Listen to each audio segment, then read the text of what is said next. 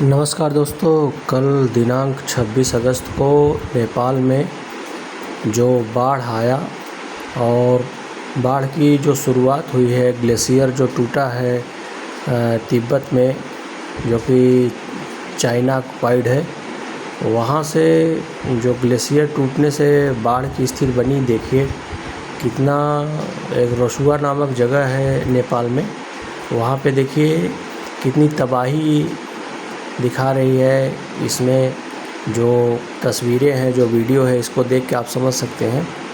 तो ये जो प्राकृतिक आपदा आ रही है दोस्तों, इसके पीछे क्या कारण है और ये प्राकृतिक आपदा आखिर आ क्यों रही है?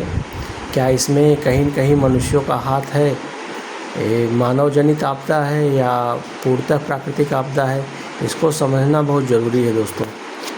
तो जैसा कि आप लोग जानते हैं कि जो पर्यावरण, जो परिस्थिति है, पारिस्थितिकी तंत्र है, उसमें बहुत तेज़ी से बदलाव होता जा रहा है।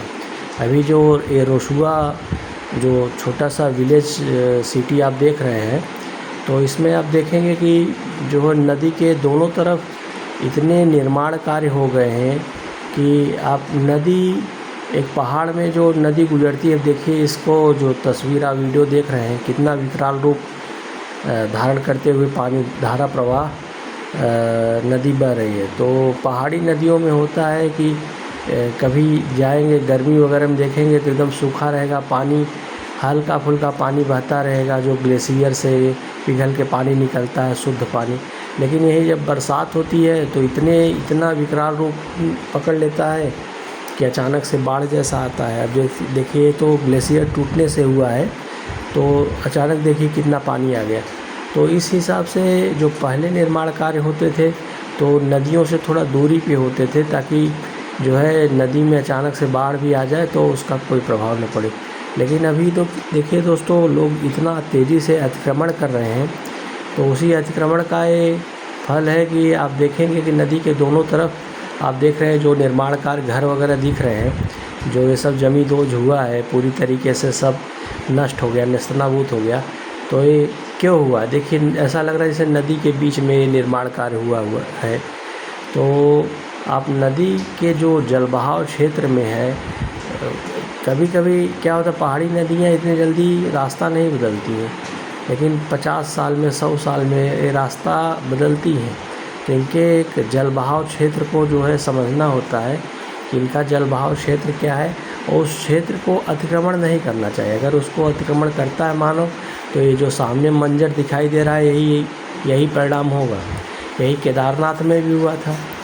तो आप जानते हैं कि प्रकृति अपने आप को बैलेंस कर लेती है, रीबैलेंस करती है। तो प्रकृति का नियम यही है कि अगर प्रकृति से आप खिलवाड़ करेंगे, आप नेचर से खेलेंगे, उसमें छेड़छाड़ करेंगे, तो नेचर जो है आपको दंड देगी। तो ये प्राकृतिक आपदा तो है, लेकिन इसके पीछे जो कारण है उसमें मानव जनित कारण है, मानव आपदा इसको कह सकते हैं। कारण क्या है? इतने निर्माण कार्य हो रहे हैं। अभी सुनने में आया न्यूज़ में कि 3 निर्माणाधीन डैम थे, बांध थे, वो बह गए। ये देखिए एरियल व्यू, देखिए ये हेलीकॉप्टर से लिया गया तस्वीर है, वीडियो है।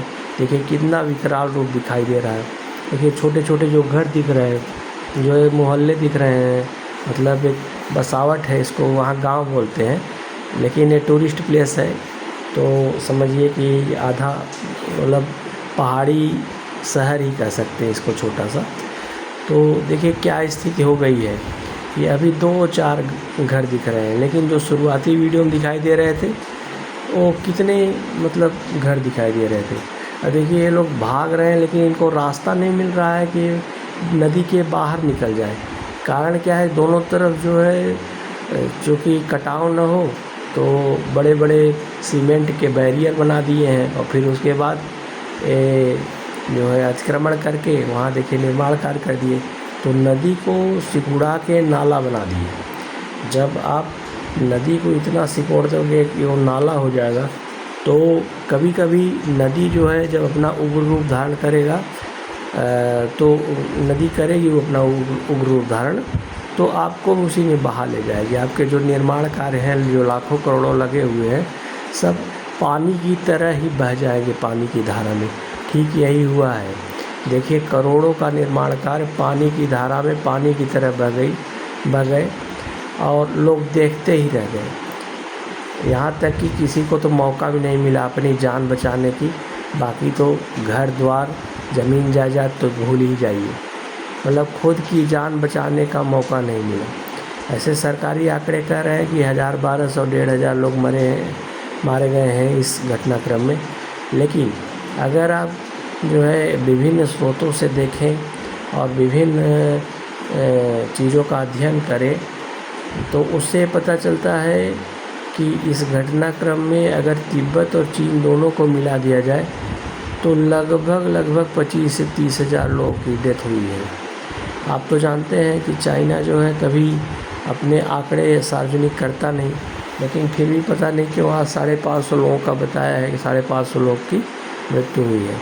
लेकिन अगर चाइना 550 कहता है तो इसका मतलब समझ लीजिए कि वो मान के चलिए 5 गुना तो होगा ही, 5 से 7 गुना भी हो सकता है। ठीक, तो बाकी नेपाल में ये जो शहर दिख रहा है, जो गांव दिख रहा है, रोसुआ गांव जो दिख रहा है, जो बाढ़ में एकदम से पूरी तरह बह गया, इसकी आबादी 46,000 थी। तो 46,000 आबादी थी प्लस टूरिस्ट प्लेस था, तो कितने टूरिस्ट यहाँ पे रह रहे थे, ट्रैकिंग करने जाते थे कैलाश मानसरोवर। अभी देखिए वही स्कूल है, स्कूल के बच्चे हैं जो भाग के ऊपर आना चाह रहे हैं, लेकिन इसमें कई बह गए।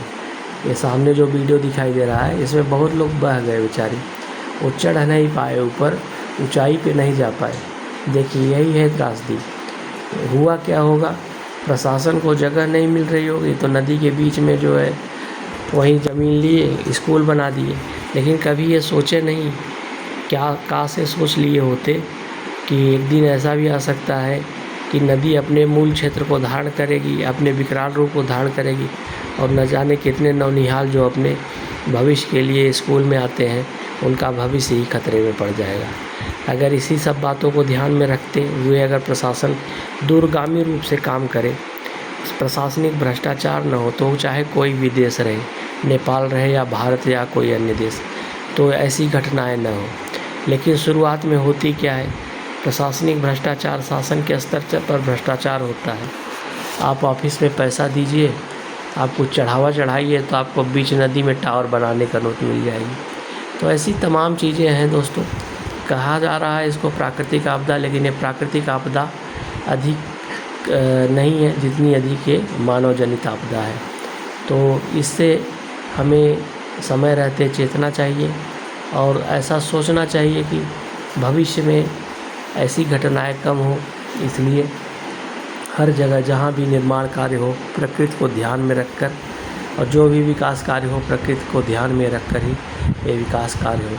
तो नेपाल की यह घटनाक्रम दोस्तों हम लोगों को बहुत कुछ सीखने के लिए छोड़ जाती है। हालांकि जो भी पुष्ट खबरों के अनुसार 1,500 की मृत्यु हुई हो या फिर अपुष्ट खबरों के अनुसार 25,000 से 30,000 की मृत्यु हुई हो, मृत्यु तो हुई है, ये तो सच है। यही सच है कि कुछ लोगों को जान गंवानी पड़ी और उसका कारण क्या था, ये तो विश्लेषण का विषय है। फ़िलहाल आज के लिए इतना ही दोस्तों, और आप लोग सोचिए कि हमें भविष्य में क्या करना चाहिए इन सब चीज़ों से बचने के लिए। और ये वीडियो आप लोग देखिए, पसंद आए तो लाइक करिए, सब्सक्राइब करिए और शेयर कीजिए, ताकि मैं और भी वीडियो जानकारी वाले वीडियो बना सकूं और आपके लिए प्रेषित कर सकूं। बहुत बहुत धन्यवाद दोस्तों, नमस्कार।